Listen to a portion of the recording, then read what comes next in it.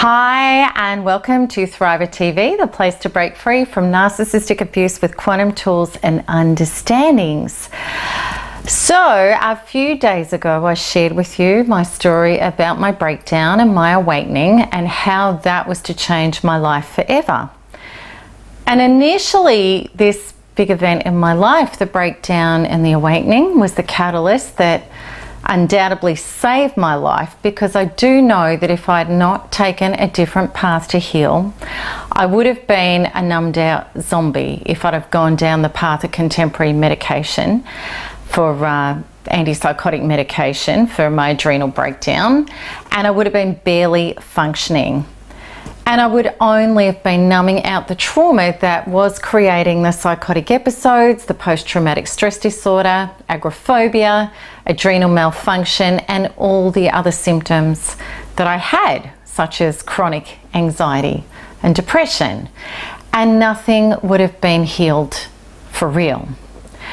It simply would have been about medicating my wounds enough to make them shut up, rather than go towards the inner screams, the wounded parts, to actually heal them. And in no way would it have allowed me to live a normal life, whatever a normal life is, let alone a life of true thriving. So I want to share with you what happened next after this awakening.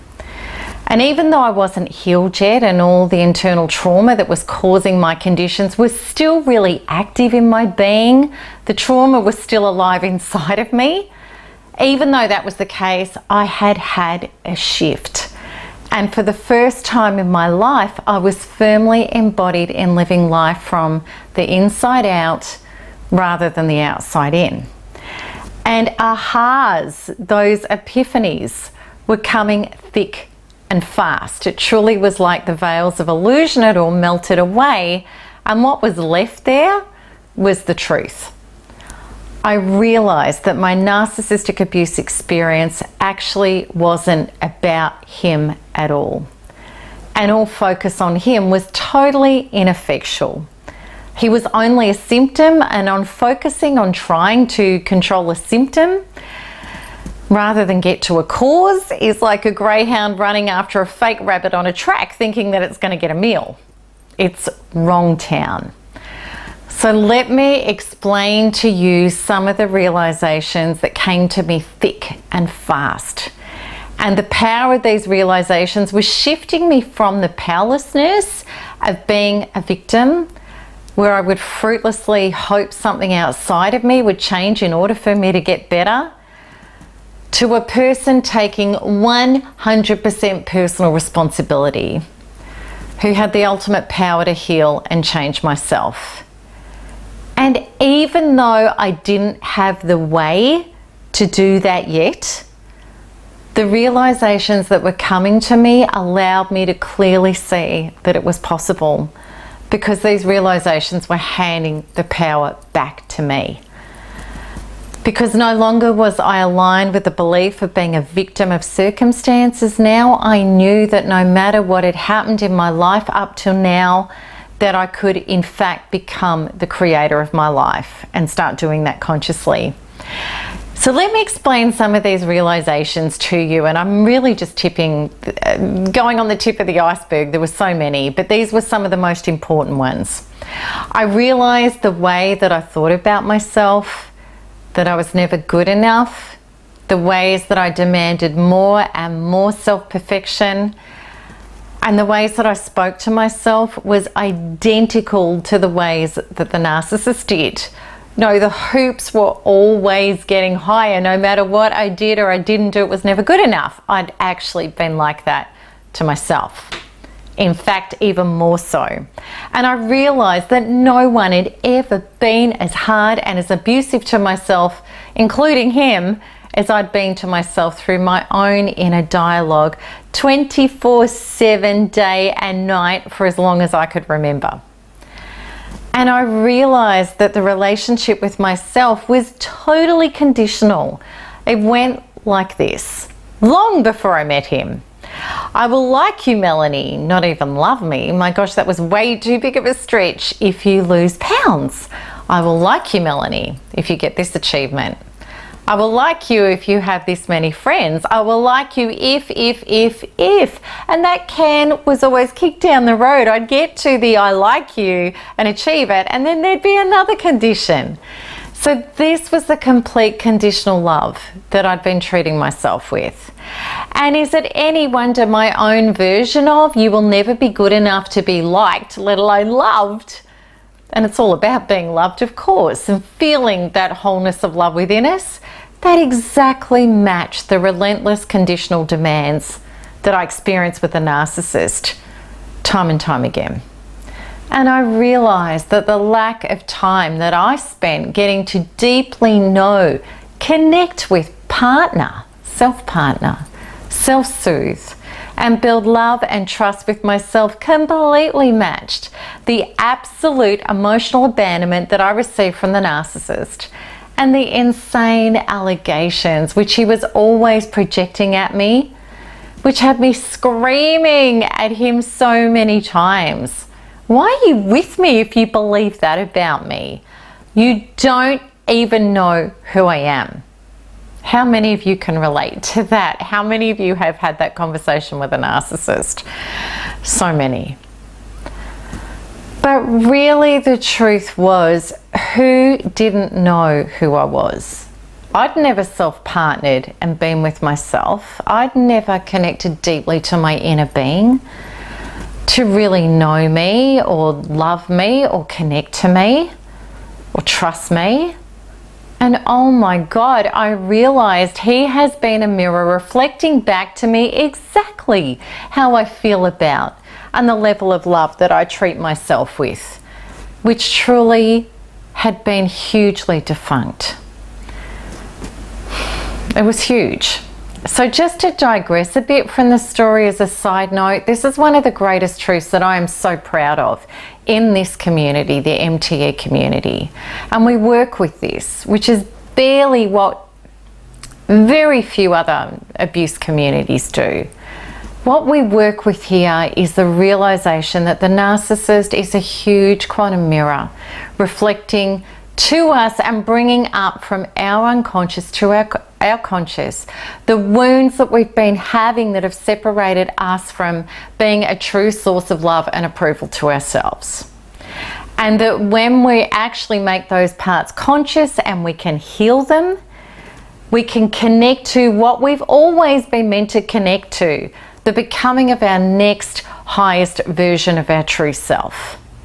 And when we accept and take on that mission, what happens is it breaks us free from the victimization and the being stuck into true thriving that we could never have experienced without healing ourselves from our wounds that were limiting us in so many areas of our life. And I promise you with all of my heart, I would not have the joy, confidence, authenticity, radiance, health, love, happiness and success in my life if it had not been for that necessary quantum clean out of the trauma that the narcissist in my life fired off and activated up into my consciousness for me to be able to deal with. Rather, I would have simply have kept living a limited life, which I was always doing before narcissistic abuse. I was always handing power over. I was never my truest authentic self. I was never confident. I was never radiant. I was never expanded. I was trying to be, but I wasn't. And those parts have been blocking me off from accessing the trajectory of self and life that I now truly live, which is always expanding because of the understanding now that if something's not working in my life, that it's to do with an inner trauma in my body that will be triggered, that I can release, bring in source and healing and love to replace it and expand again.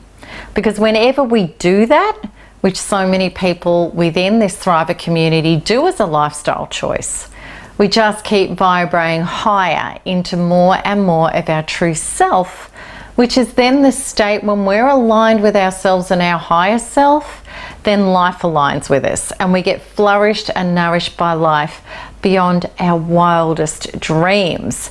And we're living the true quantum law, be it as an inner emotional space and then it will come. That's when we're aligned.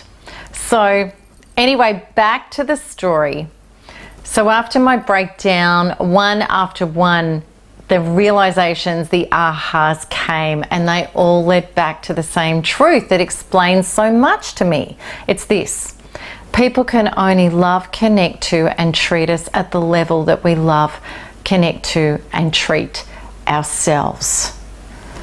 Now, for those of you who may be feeling outraged, and I would have initially too, that I'm saying it was my stuff, it was all of my fault, let me explain something. Yes, the narcissist has stuff, horrible stuff, but that is not my business because I'm not the narcissist. And trying to change the narcissist was the very last way to get healthy. I tried to do that all the way almost to my death, to my complete destruction. It is only my stuff that I can ever take responsibility for to heal because I'm me. I'm the one living in my being. And when we start thriving, we realize that any trauma in our body, no matter how it gets there, which signals to us through our emotional self, it's ours to heal because it is in our body. Nobody else can do it for us. And none of this is about blaming ourselves ever. Like, I'm wounded, I'm to blame. Taking personal responsibility does not equal blame. Blame is a ridiculous word and victims use it a lot. We're trying to blame somebody constantly for what went wrong in our life. So please, if you want to get well, give the blame word up. Because we've been with narcissists or disappointing people in our life that have really hurt us, it doesn't mean that we're bad people. It just means that we can be really bad to ourselves. And that's not our fault because we've been taught by our role models that loving and approving of ourselves is not what we should be doing. We should not self-soothe or talk to ourselves lovingly or go inwards to be our own support or our own source of self. In stark contrast, we've been taught to run away from our bad feelings and take up anything else to not self-partner and create a healthy relationship with ourselves, such as watch TV or have another piece of chocolate cake or smoke a cigarette or have sex or go see friends or jump on Facebook, anything to self-medicate the pain away so that we don't partner with our traumas and do anything with them.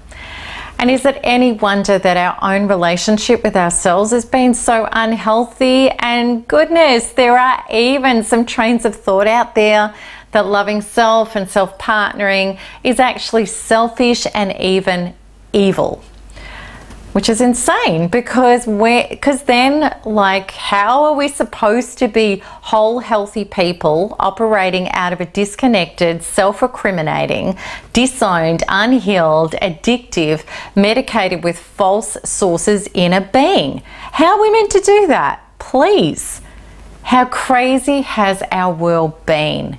Is it any wonder that there are so many people who became so traumatized with no inner solutions that they set themselves up as a me versus the world entity, which is what narcissists have, or that there are so many others trying to earn love and approval, security and survival from outside of themselves, from false sources, because they're not a whole self-generative solid adult within themselves yet, which was absolutely my previous life. Is it any wonder that there are so many hurt people carrying around internal trapped trauma hurting people, and so many hurt people also carrying around internal trapped trauma unconsciously signing up and showing up in ways that allows them to continue to be hurt? I think not. So these were only some of the incredible realizations I had. So truly the narcissist became totally irrelevant. This was not about him. And I went from being the biggest hooked-in junkie that you could imagine to him, to totally doing no contact, the pulls and the traumas, they were still massive. It's not like they went immediately. And I needed to heal my associated inner trauma that was keeping me hooked in. That was such the job that needed to be done. But there was no way I was going back after those realizations. And these profound truths had given me so much hope that when I went back for my follow-up assessments and medication appointment, I talked my way out of the meds. And that was a miracle. Because of this awakening and because I'd had this consciousness, I talked about it. And it was the most bizarre thing.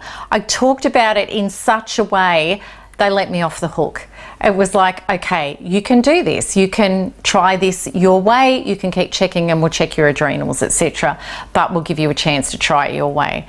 And logically, that should never have happened. That was pretty unprecedented. Divine intervention was at play. So on a medication-free journey, I set out on an incredible quest to heal what I've been told I wouldn't be able to heal from the inside out. And the truth I was to discover within my quantum research was this, and the people like Joe Dispenza and Bruce Lipton and other, amazing quantum scientists, this was the sort of stuff I was researching, and they're totally on it. They totally get how we can heal for real, that we are not stuck with the conditions that we just have to try to manage. That's not how limited we are. And what I learnt was this key thing, that we have to release trauma from our being and be free of it, and then our mind will automatically, our brain synapses pathways will automatically shift to follow. And again, this is the very principle of quantum law, that your inner being is the center of all of it, meaning your life. It took a while for me to discover the true super tools to work on my subconscious directly. It was 18 months of searching. And when quantum freedom was humbly given birth through me, this catapulted the ability for me to heal totally into another dimension.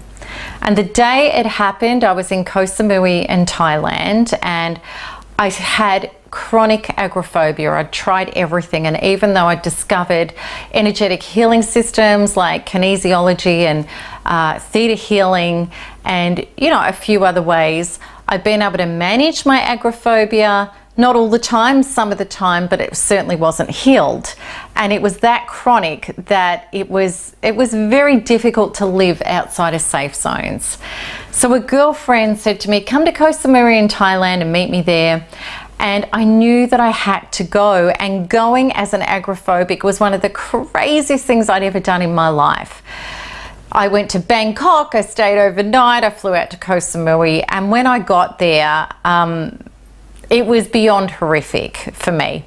When I got there, I collapsed into her arms, crying, shaking, sweating, went back to the hotel parameter, and within a couple of days, I was really comfortable there, and I was getting massages every day and healings and beautiful food and juices, and it was very, very healing. But I wanted to get out to Koh Samui, and I wanted to experience the marketplaces, and I wanted to get, I wanted to jump on a motorbike, and I wanted, and I couldn't because of the agoraphobia. So what happened is one day I said to myself, enough, I'm gonna heal this. And I was in my hotel room alone, and again, I was like, help me. I just opened up, I surrendered, I opened my heart, I opened my mind, and I started taking dictation.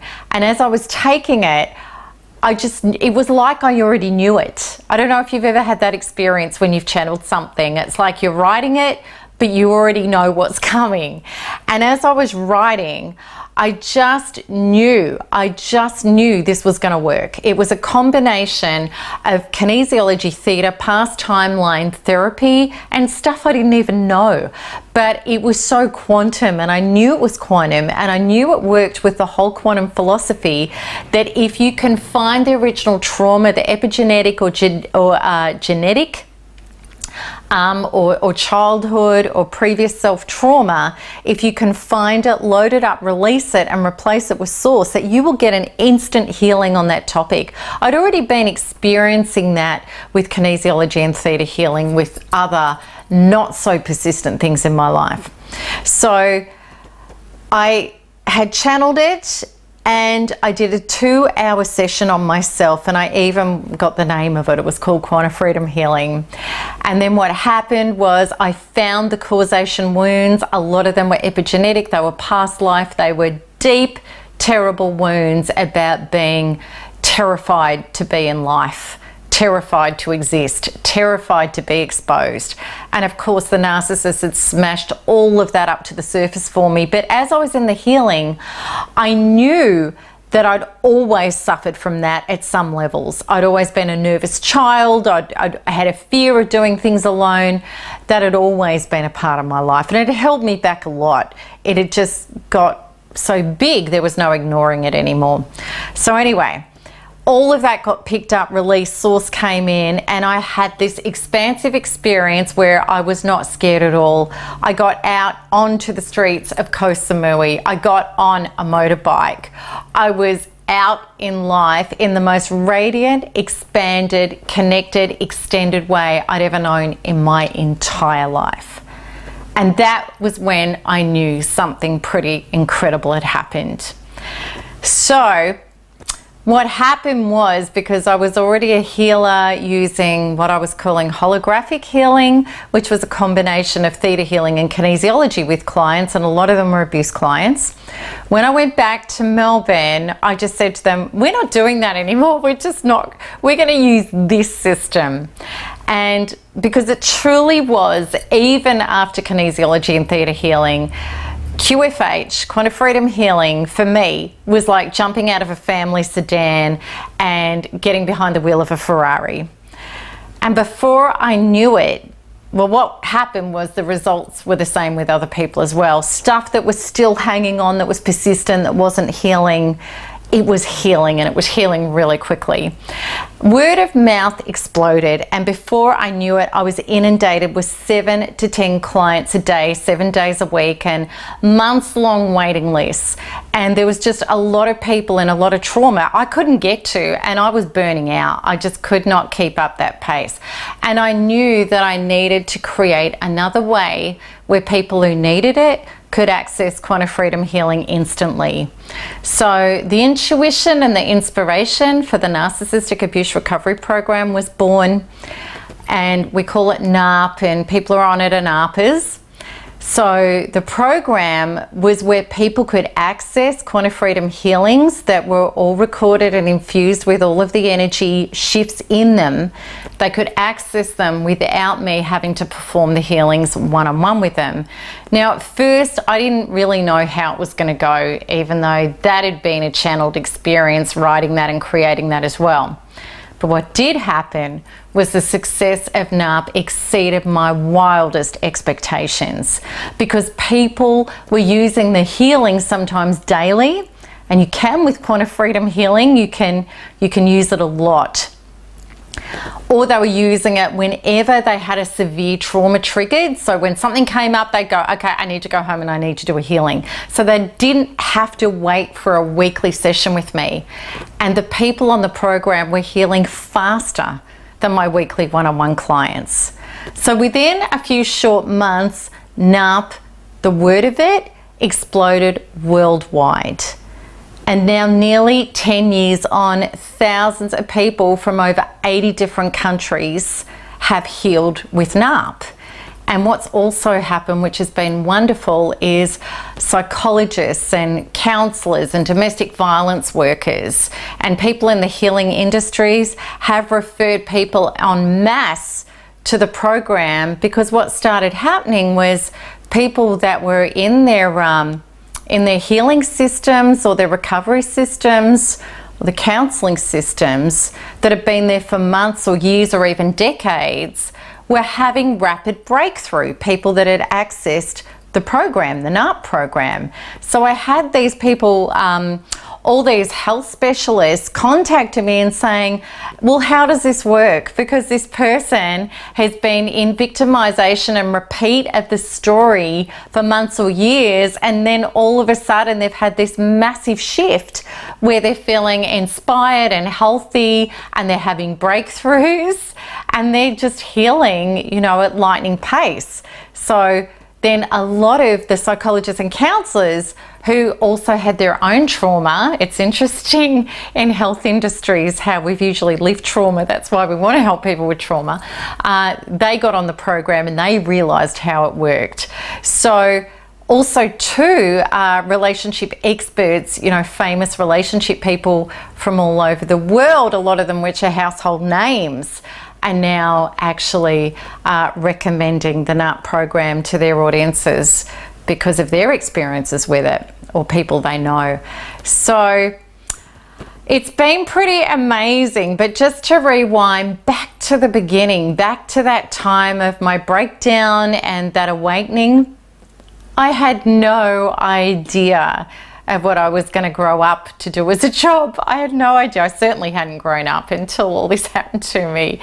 And I had no idea that I was going to go through such a soul purpose that clearly my soul had chosen. And thank goodness I woke up to this mission, which is my true soul dharma. And I love that word. One of my dearest DV specialists, domestic violence specialists, who I'm working closely with, she said to me once, she said, you know, Melanie, you're truly on your dharma, and I'm on my dharma as well. And I love that word because it's so what this work is about. And all of us have got a unique contribution to share with the world. And I want us all to know that. And I believe especially people who've been through such a soul transformation as narcissistic abuse, it's such a huge breakthrough experience, have an incredible personal contribution to share with humanity. And your contribution, your breakthrough, your aligning with your soul truth, yours could be just around the corner too. And it truly does go to show what happens when we release trauma, when we start freeing our inner being, when we create space to become our true self in ourselves, which is our organic, natural state without our trauma. So that's it for me for this episode, and I'd love you to come over and join the discussion on the blog at blog.melanietoniaevans.com. It'd be lovely to hear from you there, and I love your questions, and I love, you know, replying to you and working with you there.